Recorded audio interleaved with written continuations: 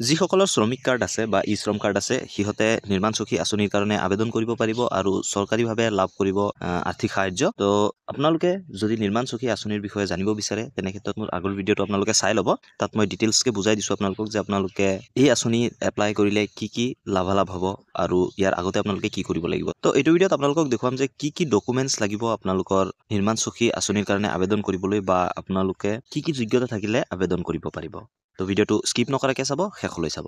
Online এপ্লাইটো পিছত আহিব, কিন্তু তাৰ আগতে আপোনালোকে কিছুমান ডকুমেণ্টছ আপোনাৰ ৰেডি কৰি ৰখাব লাগিব বা আপোনালোকৰ কিছুমান যোগ্যতা জনা উচিত, তেতিয়াহে আপোনালোকে আবেদন কৰিব পাৰিব। তো প্ৰথমতে নিৰ্মাণ চকী পৰ্টেললৈ গুচি যাওঁ। তাৰপিছত ইয়াত আপোনালোকে চাব পাৰে যে ইলিজিবিলিটি ক্ৰাইটেৰিয়া। তো ইলিজিবিলিটি ক্ৰাইটেৰিয়াত প্ৰথম নম্বৰতে আছে age of the worker shall be between 18 years to 55 years, মানে আপোনাৰ ন্যূনতম বয়স 18 বছৰ হ'ব লাগিব আৰু মেক্সিমাম 55 years লৈকে আপোনালোকে ৰেজিষ্ট্ৰেশ্যন কৰিব পাৰিব। The worker shall have construct related work experience for minimum of 90 days in preceding year, মানে যোৱা 12 মাহৰ ভিতৰত আপোনালোকে কমচে কম 90 দিনৰ এটা ৱৰ্ক এক্সপিৰিয়েঞ্চ থাকিব লাগিব। The worker shall not be a member of any other welfare fund. যিজনে ৰেজিষ্ট্ৰেশ্যন কৰিব তেখেত বেলেগ কোনো ৱেলফেয়াৰৰ আণ্ডাৰত বা ৱেলফেয়াৰ ফাণ্ডৰ আণ্ডাৰত কাম কৰিব নোৱাৰিব বা মেম্বাৰ হ'ব নোৱাৰিব। তাৰপিছত দিছে workers belongs to other state must be currently employed in Assam to register under Nirman চকী পৰ্টেল। তো যিসকল বেনিফিচিয়াৰী আছে বাহিৰৰ অসমৰ নহয়, সিহঁতে অসমত কাম কৰি থাকিব লাগিব, তেতিয়াহে সিহঁতে নিৰ্মাণ চকী পৰ্টেলত এপ্লাই কৰিব পাৰিব। তাৰপিছত দিছে মেণ্ডেটৰী ৰিকুৱাৰমেণ্টছ। তো কি আপোনালোকৰ লাগিব, এইকেইটা বাধ্যতামূলক। এপ্লিকেণ্ট মাষ্ট হোল্ড আধাৰ নাম্বাৰ। এপ্লিকেণ্টৰ আধাৰ নাম্বাৰ থাকিব লাগিব বা আধাৰ কাৰ্ড থাকিব লাগিব, আৰু তেখেতৰ যি মোবাইল নম্বৰ হয় সেইটো আধাৰৰ লগত লিংক হ'ব লাগিব, আৰু সেই মোবাইলটো লাগিব, কাৰণ যে OTP বেছড আধাৰ ভেৰিফিকেশ্যন হ'ব। সেয়েহে আপোনালোকৰ যোনটো আধাৰ কাৰ্ড আছে তাৰ লগত এটা মোবাইল লিংক থাকিব লাগিব, আৰু সেই মোবাইলটো লাগিব OTPৰ কাৰণে। তাৰপিছত কৈছে applicant must have registered with e Shram and hold unique account number, UAN number. তো যোনে আবেদন কৰিব নিৰ্মাণ চকী পৰ্টেলত তেখেতৰ শ্ৰমিক কাৰ্ড থাকিব লাগিব বা ই শ্ৰম কাৰ্ড থাকিব লাগিব, আৰু ইউনিক একাউণ্ট নম্বৰ, মানে শ্ৰমিক কাৰ্ডটো বনালে যিটো নাম্বাৰ হয় সেইটো থাকিব লাগিব। শ্ৰমিক কাৰ্ড যদি আপোনালোকে বনোৱা নাই এতিয়ালৈকে, আপোনালোকে বনাই ল'ব। মই আপোনালোকৰ কাৰণে এটা ভিডিঅ' লৈ আনিম স্পেচিয়েলি, যে শ্ৰমিক কাৰ্ড আপোনালোকে ঘৰতে বহি কেনেকৈ মোবাইলৰ পৰাই অনলাইন বনাই ল'ব পাৰিব। তাৰ কাৰণে এই চেনেলটো ছাবস্ক্ৰাইব কৰি থ'ব। আৰু যিসকলৰ শ্ৰমিক কাৰ্ড আছে সিহঁতে কিন্তু আধাৰ লিংক কৰাব লাগিব, সেইটো কথা আপোনালোকে মনত ৰখাব। তো তাৰ ভিডিঅ' মই ছেপাৰেটলি আপোনালোকৰ কাৰণে লৈ আনিম, যে কেনেকৈ আপোনালোকে আপোনালোকৰ আধাৰ কাৰ্ডখন শ্ৰমিক কাৰ্ডৰ লগত লিংক কৰাব। নেক্সট দিছে information to be provided by the worker during registration. কি ইনফৰমেশ্যন দিব লাগিব। তো মেণ্ডেটৰী ইনফৰমেশ্যন যিকেইটা একেবাৰে অত্যন্তই জৰুৰী ইনফৰমেশ্যন, এটা হ'ল ফেমিলি মেম্বাৰ ডিটেইলছ।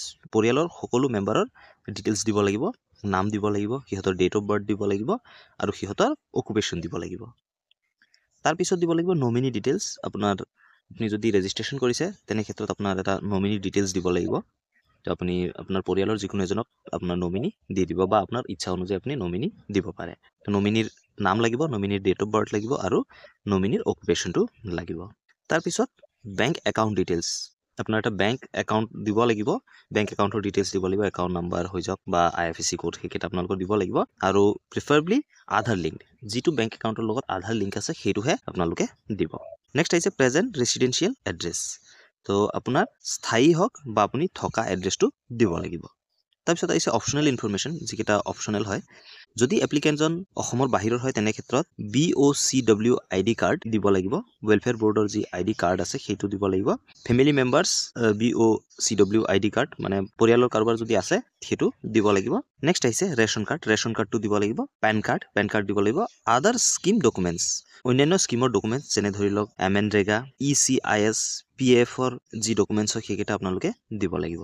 তাৰপিছত আহিছে এপ্লিকেশ্যন ছাবমিশ্যন এণ্ড ৰেজিষ্ট্ৰেশ্যন ফি। তো এটা ওৱান টাইম ৰেজিষ্ট্ৰেশ্যন ফি আপোনালোকৰ পৰা ল'ব, সেইটো হ'ল 25 টকা। আপোনালোকে অনলাইন থ্ৰু এইটো পে' কৰিব পাৰিব। তো যেতিয়া আপোনালোকে ৰেজিষ্ট্ৰেশ্যন কৰিব, বা মই যেতিয়া আপোনালোকক ভিডিঅ'ত দেখুৱাম যে আপোনালোকে কেনেকৈ ৰেজিষ্ট্ৰেশ্যন কৰিব, তেতিয়া আপোনালোকে গম পাই যাব কেনেকৈ এই 25 টকাটো আপোনালোকে দিব। তাৰপিছত ইয়াত আহিছে পিৰিয়ড অফ মেম্বাৰশ্বিপ। তো এই মেম্বাৰশ্বিপৰ সময়সীমা কিমান থাকিব। তো valid for 2 years from the date of registration. যদি আপোনালোকে আজি ৰেজিষ্ট্ৰেশ্যন কৰে তেনে ক্ষেত্ৰত আজিৰ পৰা 2 বছৰলৈকে আপোনালোকৰ যি এই মেম্বাৰশ্বিপ কাৰ্ড হয় বা যি আপোনাৰ ID বনালে সেইটোৰ ভেলিড 2 বছৰলৈকে থাকিব। ইয়াৰ পিছত আহিছে কি কণ্ট্ৰিবিউশ্যন টু দ্য ফাণ্ড। ফাণ্ডলৈ আপোনালোকে কিমান কণ্ট্ৰিবিউশ্যন কৰিব।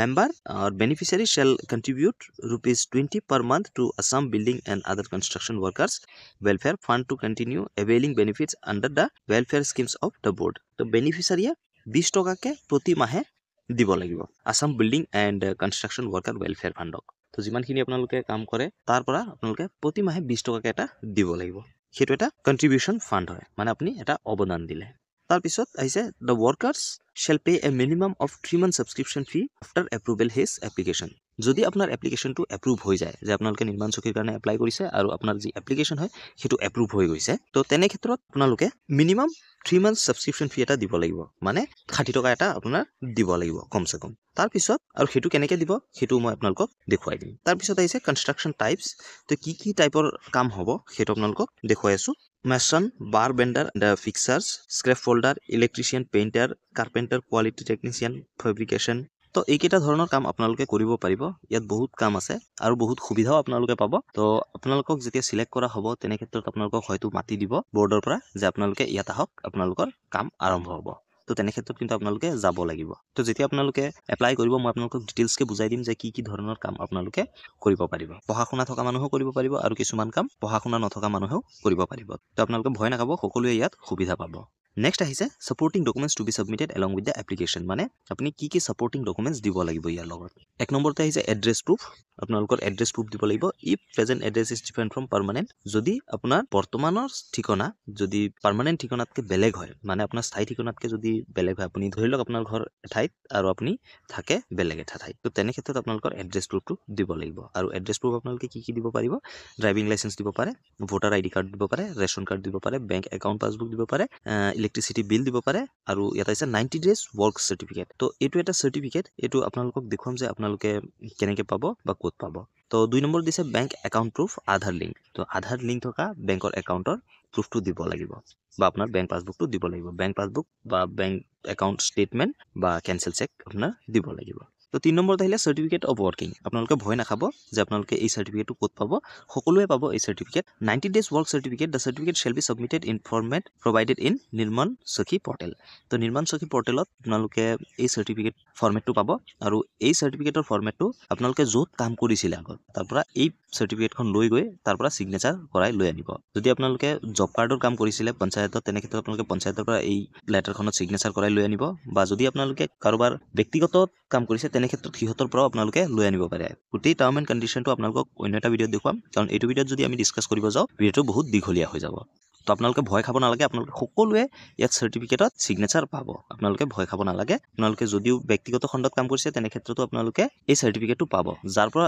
য'ত আপোনালোকে কাম কৰিছে সিহঁতৰ পৰা আপোনালোকে ছিগনেচাৰ কৰাই লৈ আনিলেও হ'ব সেইটো কোনো চৰকাৰী আঁচনিৰ অধীনত বা অন্য কোনো ব্যক্তিগত খণ্ডৰ আণ্ডাৰতো যদি আপোনালোকে কাম কৰে তেনে ক্ষেত্ৰতো এই চাৰ্টিফিকেটত আপোনালোকে ছিগনেচাৰ পাব তো আপোনালোকক ডিটেইলছকৈ বুজাই কম নেক্সট আহিছে আদাৰ ষ্টেট BOC ID কাৰ্ড যদি আপোনালোকে অসমৰ নহয় বা অসমৰ বাহিৰৰ হয় কিন্তু অসমত আপোনালোকে কাম কৰি আছে তেনে ক্ষেত্ৰত আপোনালোকে সেই আধাৰ বৰ্ডৰ BOCW চাৰ্টিফিকেটটো লাগিব তো এইখিনি হ'ল ডকুমেণ্টছ আপোনালোকে দিব লাগিব বাকীখিনি হ'ল এপ্লিকেশ্যন প্ৰচেছ তো এপ্লিকেশ্যন প্ৰচেছটো মই বেলেগ এটা ভিডিঅ'ত দেখুৱাম এইটো ভিডিঅ'ত যদি আপোনালোকক দেখুৱাওঁ আপোনালোকে ডেফিনেটলি ব'ৰ হৈ যাব তো নেক্সট ভিডিঅ'ত মই আপোনালোকৰ কাৰণে লৈ আনিম 90 days চাৰ্টিফিকেটটো আপোনালোকে কেনেকৈ পাব ক'ত পাব আৰু ক'ৰ পৰা আপোনালোকে ছিগনেচাৰ কৰাব লগতে আৰু এটা ভিডিঅ' লৈ আনিম য'ত আপোনালোকক দেখুৱাম যে আপোনালোকে কেনেকৈ অনলাইন আবেদন কৰিব পাৰিব আৰু ইয়াৰ লগতে আপোনালোকক আৰু দুটামান ভিডিঅ' লৈ আনিম য'ত আপোনালোকক দেখুৱাম যদি আপোনালোকৰ শ্ৰম কাৰ্ড নাই আপোনালোকে শ্ৰম কাৰ্ড কেনেকৈ বনাই ল'ব পাৰিব আৰু যদি আছে তেনে ক্ষেত্ৰত আপোনালোকে আধাৰ কাৰ্ডখন কেনেকৈ লিংক কৰাব তো নিৰ্মাণ সখী আঁচনিত আপোনালোকে যদি এপ্লাই কৰিব বিচাৰিছে তেনে ক্ষেত্ৰত এই গোটেইকেইটা ভিডিঅ' আপোনালোকে চাই লওক আৰু চোৱাৰ পিছতহে আপোনালোকে